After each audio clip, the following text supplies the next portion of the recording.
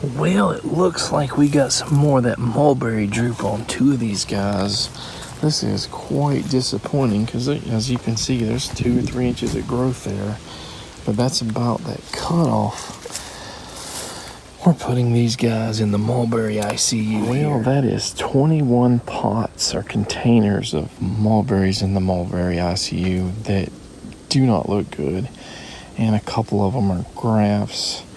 And at least 1 or 2 may have 2 or 3 grafts on them that aren't looking good. This is why I kind of made that statement, in one of my previous videos that, I need 2 weeks or a month or so before I can see what has succeeded or failed. And that is an awful failure rate potentially. And do I regret making that last order just so late in the season when it's hot and a lot of these guys don't look good. You have material that you would normally use for grafting, and then in the summer I guess people have better luck with the greener growth, and we didn't really use or obtain any green growth, any green summer cuttings. So that it seems like we're going to have a big loss this season. You've probably heard me say multiple times, a mulberry can get, that 2-3 inches, 1 inches, and that is no indicator with that new nice green growth that the root has taken, that it has rooted or succeeded, or that a graft has succeeded, because it is using the energy stored in that cutting, that scion wood, to push out new growth before just dying. Let's go over here where that loquat was that we grew up. Where's it at?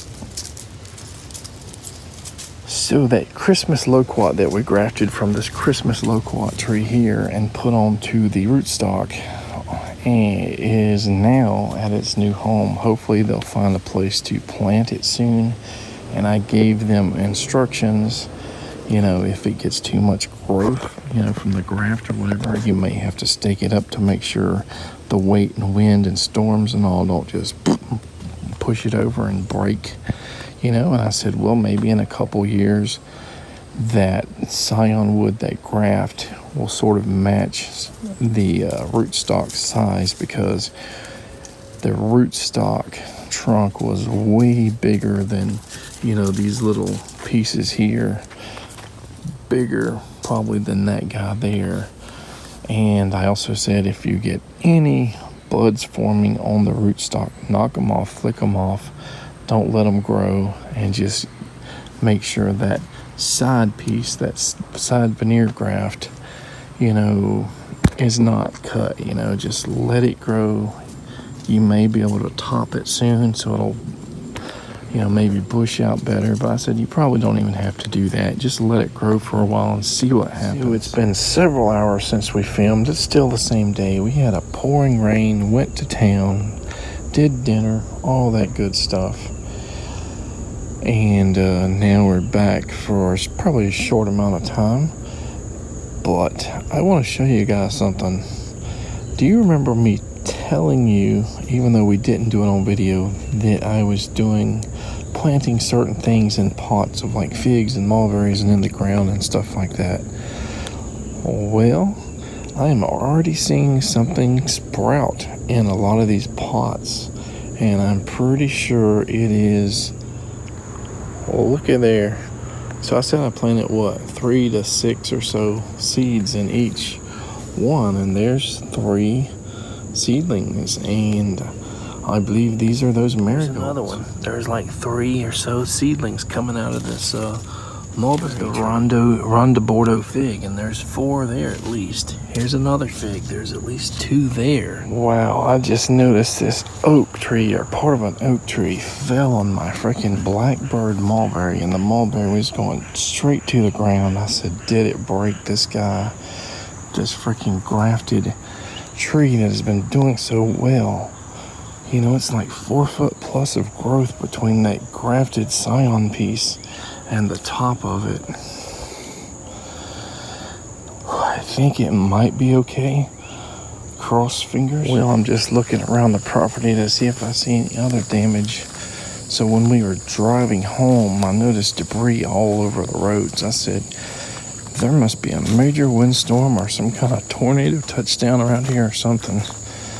And it possibly was a tornado when we were gone. It just wasn't a direct hit.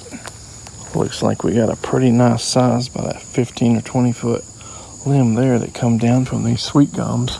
Well, I did a brief stroll around the property and didn't look everywhere, but hopefully all the major areas that could have serious issues are fine, you know. Everything seems fine. So back to those marigolds. My neighbor had, I think, French marigolds, and he said another one was a different type. He didn't know what it was, but these are the dried flower heads he gave me. So I just took one, and I was able to put seeds around almost every pot or in ground like fig and stuff. There's a few more, so I'll take this second one later, take every seed out, put 3, 4, 6 around each tree or whatever. And they do have a pretty strong smell. They're starting to lose some of it because it's so dry, but you probably know that if you've been around marigolds. But these supposed to keep pests away, including like your root knot nematodes, although I've heard people say, well, they had an area that was bad or the soil was really infested with those root knot nematodes, and they planted marigolds and did this and that, and it didn't help. But maybe if you have a small amount, you know, a small population, maybe it wouldn't hurt to plant these guys with, you know, your plants that are affected by root knot nematodes. And, you know, the marigolds that I've grown that seem to not get very big, maybe they're a different type. I know I've had at least 2 types too, African and something else. I saved seeds, dried them, put seeds out, and very rarely do they even come up. So these guys here that my neighbor gave me seem to be like really like they're good, you know, the seeds are good and possibly like a close to 100% sprout rate. Is it possible that the nursery, the garden center marigolds are somehow mostly sterile or something? I don't know. Now we're going to change subjects. We are on our 3rd season of a garden vlog here, and if you guys know, we took a break, and we were in that break, we shot a lot of in-between season stuff that we released for you guys to see. But there are still quite a few topics I think we need to get to on this season 3 here, but how far do we go with it being summertime? We missed our opportunity to do our beans and peanuts and stuff like that, which was going to be a big thing. And life is pretty hectic. We're going to start doing, I guess, probably homeschool for all 3 kids now, since I guess, for whatever reason, something happened to the VPK for our youngest, or he just, maybe they had too many people or something and couldn't get him in. But I'm sure maybe Natalie and I'll have like a talk, just video podcast or something, talking about some of that stuff in a future episode. But I really don't want to just go out and vlog with not, much new, not much more excitement or some kind of turn of events, good, bad, or getting new stuff. And it's getting to a point where, sometimes we're doing the same old thing every day. And because it's the summertime here, there's not a lot of new things that we can like craft, or a lot of the garden centers and nurseries are not getting their fruiting plants and shrubs in during this hot season.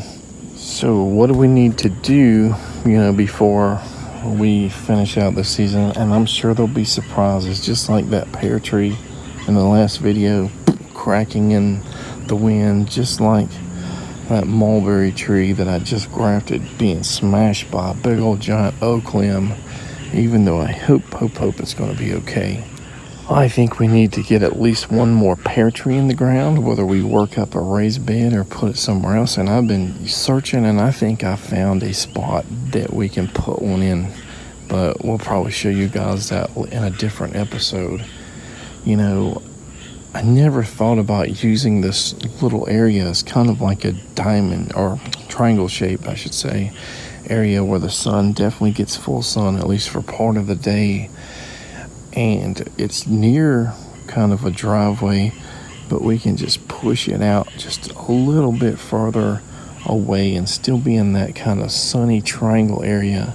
And we may be able to have a nice pear tree right there. Whether or not the other, 2, 3, however many pears I got, get put in the ground, I really don't know. And it's okay if we extend, we just keep it in the pot until fall or early spring of next year. These persimmons we grafted, I think we're definitely going to wait till probably, winter, spring, something of next year too. I just don't want them to stress out in the summer and die. So I think we have a few white sapotes to put in the ground, not a lot. We have a few more the avocado seedlings to put in the ground. We probably need to check the progress of our bananas, the banana mound and the banana circle. And one of them in that mound is actually blooming now. We obviously have to do a tally of the successes and failures of all those mulberries that we are attempting to propagate. And as you've seen earlier in this video, it's not looking good for a lot of them. I am definitely asking myself if I should try to start working on a bed to plant this loquat, this Christmas loquat in. It's probably 5.5 foot at this tallest point here, maybe closer to 6 foot. And also have the strawberry loquat that I grafted, and it's a little small. Maybe it's not a good idea to put that out in the summer right now. Maybe next season would be a better time. So this guy's starting to look to be a nice looking little tree, the strawberry loquat. I'm digging it, really. So what about getting a big load of potting soil and repotting all the things that we need to pot, and the kids, or you can probably hear in the background, fighting in the house, giving back to the garden community and stuff. Do we do that, and talk about it on camera? Is it going to be off season when we do that? What do we do? And what I'm thinking is that possibly we'll split each season into 2 segments. And, that hottest part of the summer, when there's not much you can do, and maybe that fall winter area when before nurseries start shipping their scion wood and their bare root trees and stuff like that. That would give us like 2 breaks every year. But there's nothing that's ever going to be official that'll say we can't post a picture, a video or anything like that because of this, that. Like if we harvest something, harvest oranges, grapefruits, loquats, elderberries, anything, whatever in or out of the season, we can still, post videos. So we are in another day on this video, and I went ahead and pulled out the pluot seeds and the little baggie here of some of the normal mayhaws. I don't know, I got about 8 or 10 seeds there, give or take. We're ready to pull out the cherry plum and the peach seeds we've been collecting, but a lot of them are just holding too much of that flesh onto them, so we're probably going to have to scrub them up. And we're not cracking them because that a lot of times just ends in disaster. That's probably the best method if you have a good way to do it. Crack them, get that seed out of that big old hard kernel, and then we're going to cold stratify them. So Our old stuff, our mayhaws and a few peach seeds we put in there were from 5.3 or so, and maybe a little bit, give or take, after that for the peaches. So about a month from now, it'll probably be time to start planting them in a pot or something. The mayhaws, the few little peach seeds we collected. So that'll be interesting and fun, I guess. All right, so we got a little bit of peat in there. We got them dated, and we're going to put them in the refrigerator with the rest of them. So I gave those guys a nice little hand scrub. There's still a little bit of flesh on there, but you can see I'm float testing them, and all of them are sinking to the bottom. So hopefully that's a good sign. These are the cherry plum seeds. And there are the cherry plum seeds. There's about 27 of them here. And all the peaches, 9 peach seeds, are also passing the float test. They're all sunk to the bottom there. Here these guys are in their pouches. Got the peaches and the cherry plums here. And we're going to go ahead and put peat in these guys. These guys can now go in the refrigerator with the rest of the stuff. And I know that because there was a little bit of flesh and because we didn't de-shell these guys, de-husk them, there will probably be some mold or fungal issues, and we'll have to check on them every once in a while, scrub the fungus off, maybe put some cinnamon or some kind of antifungal stuff on them. But hopefully they'll be fine. Rain has really perked some of these guys up, these impatiens and stuff. Look how pretty they are now. As we talked about yesterday on this very video here, we definitely need to figure out when we want to end this season, or if we want to split it, how are we going to do that, you know. And I don't know if we're going to do that in August or September, but you know, those first round of seeds that we have cold stratifying, those few little peaches and those mayhaws, would probably be cold stratified in August, obviously. But even if we wait till September, it's probably still too hot to plant. So I don't think it's a good idea to plant them out, you know, and see, this is the end of the season. So we're going to just play it by ear and maybe talk a little bit more about it in a future garden vlog episode. Meanwhile, if any of the seeds start sprouting in the refrigerator, you know, maybe we'll get a video of that before we end the season. The first seed I ever cold stratified was chestnuts that I got from like a local grocery store, and they did sprout in the refrigerator while we were cold stratifying them, but they don't seem to always do that. Also, going back to yesterday when we were in this video talking about what do we have left to do besides any surprise stuff, you know, we need to pick some elderberries. And we have an experiment that we started several months back that we haven't even talked about yet. We thought it was going to be, or we were going to start a little bit bigger, but not everything in this experiment, you know, sort of started working the way we planned. But it'll be something that maybe many of you guys will find interesting. And no, that is not marijuana. That is Kenaf hibiscus. Just in case you haven't been paying attention.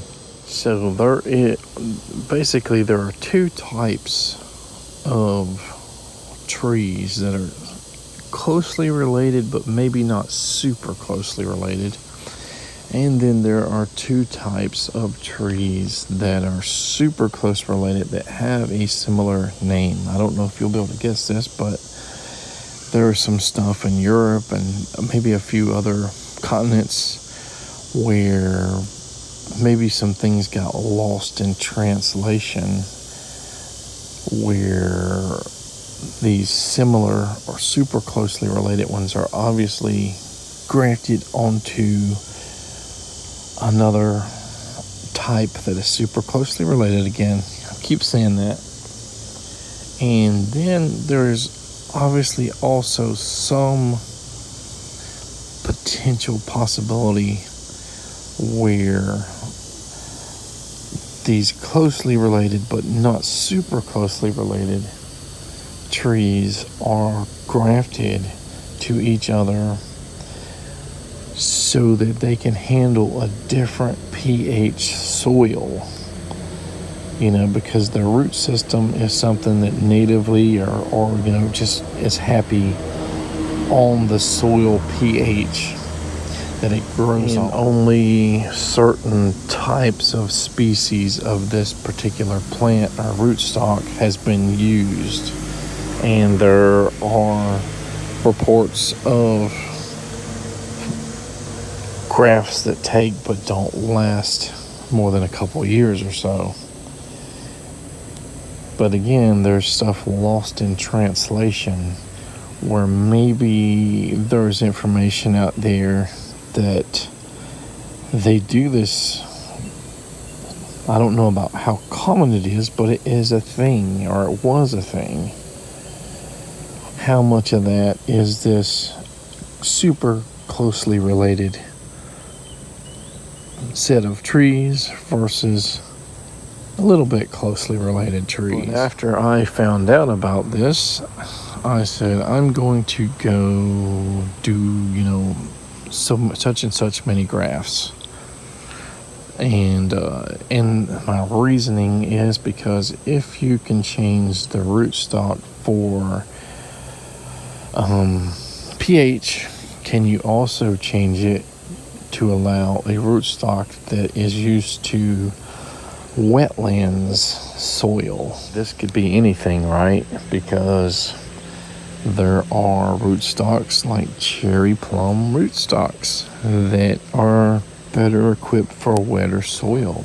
There may be some peach rootstocks and stuff that are more equipped, even in Florida, although they're never used in any kind of commercial nursery or industry here, that are better than what's available at, you know, the University of Florida releases. So you guys can keep guessing. I'll leave it at that. And when we actually get to that video, you'll see, you know, the reveal of what this experiment is. And maybe we can amplify it with possibly more successes in the next season or two, or failures. All right, I think that's it for this vlog. Take care, guys.